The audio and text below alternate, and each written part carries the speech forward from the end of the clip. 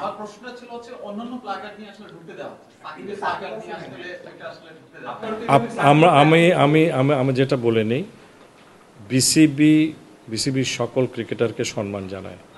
আপনি জানেন যে আমাদের অনার বোর্ডে সকলের নাম রয়েছে। আমরা যে 25 বছর ক্রিকেট পূর্তি করেছি, এখানে এমন কোনো ক্রিকেটার নাই যারা বাংলাদেশকে রিপ্রেজেন্ট করে যাদের ছবি ছিল না।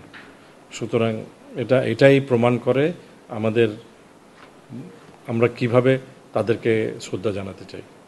মানে অনেক গ্রামাঞ্চল থেকে খেলা দেখতে আসে, কেউ ব্যাগ নিয়ে আসে, কেউ বিভিন্ন আসবাবপত্র নিয়ে আসে। তাদের এগুলো রাখতে গেলে অনেক সমস্যা হয় এবং আশেপাশে যে কোনো দোকানে রাখতে গেলে অনেক টাকা আসলে দিতে হয়। কি ব্যাপারে আপনি বলতে? আমি প্রথমে একটা কথা বলেছি, terms and conditions and ticket condition. এবারকার টিকিটের মধ্যে কি আনতে পারবে কি আনতে পারবে না সুন্দরভাবে লেখা রয়েছে। সুতরাং যে খেলা দেখতে আসবে সেটা পড়েই আসতে হবে। এটা খালি বাংলাদেশে নয়, বিশ্বের বহু দেশে, না সব দেশেই হ্যাঁ। কোথায় লকাল রুম আছে?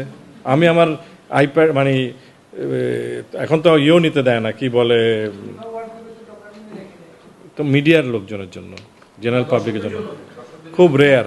I think I have attended all. এটা ডিপেন্ড করে অ্যাভেলেবিলিটি অফ ইয়ের উপরে, কারণ এটা সম্ভব না।